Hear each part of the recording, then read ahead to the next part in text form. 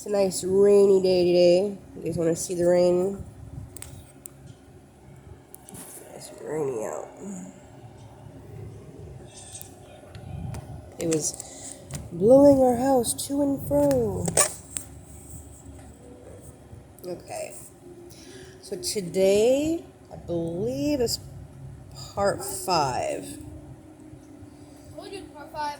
You were saying part 5 yesterday when I was doing part 4. I told you it's part 5. Alright, so once again, today we're doing Scientific Facts of the Bible by Ray Comfort. Today we are going through chapter 4, Science in Genesis. Alright, as always, don't have a whole lot to say for myself, so I'm just going to start reading. Alright. Science in Genesis. Scientists admit Genesis is a close to the truth. Scientists get a little nervous when they realize that their discoveries lead them back to Genesis chapter 1. Notice the use of the word uncanny in the following quotes.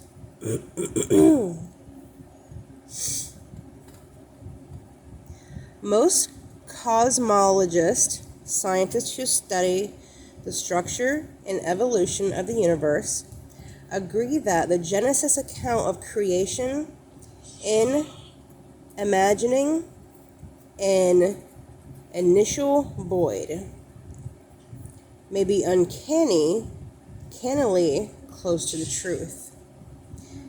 And that was in the Time magazine in December 1976. The universe suddenly exploded into being. The Big Bang bears an uncanny resemblance to the Genesis command. And Jim Holt says that, Wall Street Journal science writer. New scientific revelations about supernovas, black holes, quarks, and the Big Bang even suggest to some scientists that there is a grand design in the universe. And that was mentioned in the U.S. News and World Report, March 31st, 1997. The Bible speaks of a specific design. Slight variations in physical laws such as gravity or electromagnetism would make life impossible. The necessity to produce life lies at the center of the universe's whole machinery and design. John Wheeler, Princeton University professor of physics, Reader's Digest, September 1986. Even evolutionist Stephen Hawking, considered the best-known scientist since Albert Einstein, acknowledged the universe and the laws of physics seem to have been specifically designed for us. If any one of about 40 physical qualities had more than a slight different value, life as we know it could not exist. Either atoms would not be stable, or they wouldn't combine into molecules, or the stars wouldn't form the heavier elements, or the universe would collapse before life could develop on it. And that was Austin American Statesman, October 19th, 1997. The Bible speaks of one common ancestor. Researchers suggest that virtually all modern men, 99% of them, says one scientist, are closely related genetically and share genes with one male ancestor, dubbed Y chromosome Adam. And we are finding that humans have very, very shallow genetic roots, which go back recently to one ancestor. This indicates that there was an origin in a specific location on the globe, and then it spread out from there. U.S. News and World Report, December 4th, 1995. So we all came from one person, which the Bible and the and the universal flood. About 85% of the rock surface around the world is made up of sedimentary rock, indicating that at some time in the past the world was covered by water.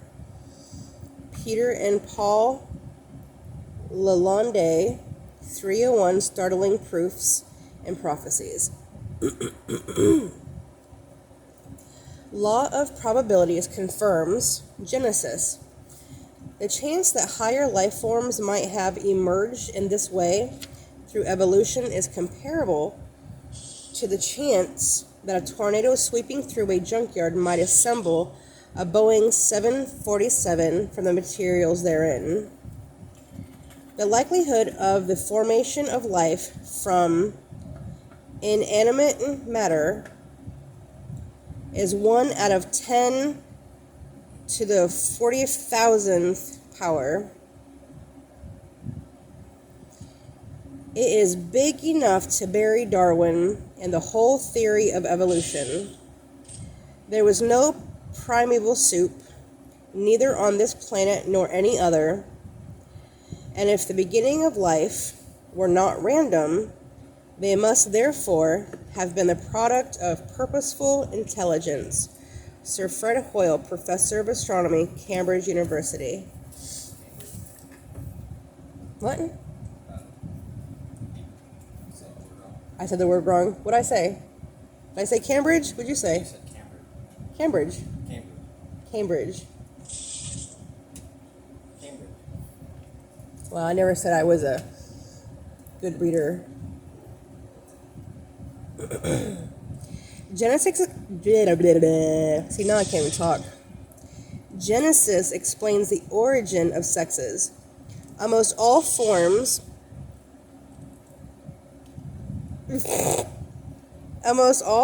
of complete life have both male and female.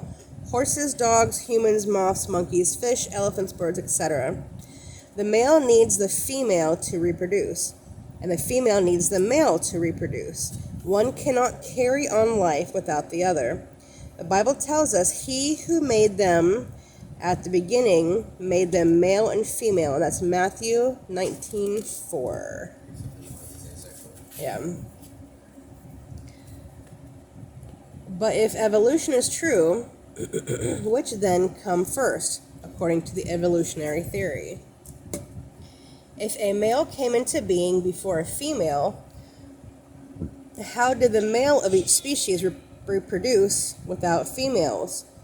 How is it possible that a male and a female each spontaneously came into being, yet they have complex complementary reproductive systems?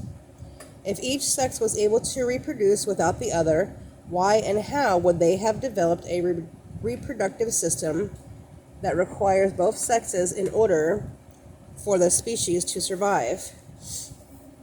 Genesis and the universe. Science expresses the universe in 5 terms: time, space, matter, power, and motion. Genesis 1 and 2 perfectly revealed such truths to the Hebrew in 1450 BC. In the beginning, which was time, God created, that's power, the heavens, that's space, and the earth, that's matter. And the Spirit of God moved, and that's motion, upon the face of the waters. The first thing God tells man is that he controls all aspects of the universe.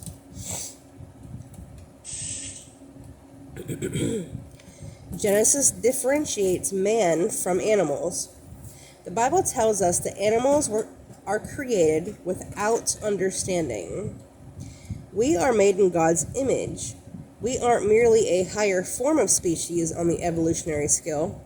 As human beings, we are aware of our being. God is, I am. And we know that we are. We have understanding that we exist.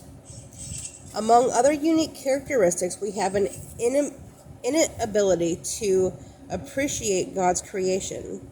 What animal gazes with awe at the sunset or at the magnificence of the Grand Canyon? What animal obtains joy from the sound of music or takes time to form itself into an orchestra to create and harmonize music?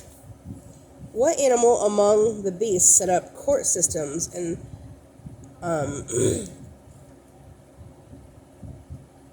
apportions justice to its fellow creatures? We are moral beings. While birds and other creatures have instincts to create nests, etc., we have the ability to uncover the hidden laws of electricity. We can utilize the laws of aerodynamics to transport ourselves around the globe. We also have the God-given ability to appreciate the value of creation. We unearth the hidden treasures of silver, gold, diamonds, and oil and make use of them for our own benefit. Only humans have the unique capability to appreciate God for this incredible creation and to respond to His love. Well, that's where we stop. Until next time, people.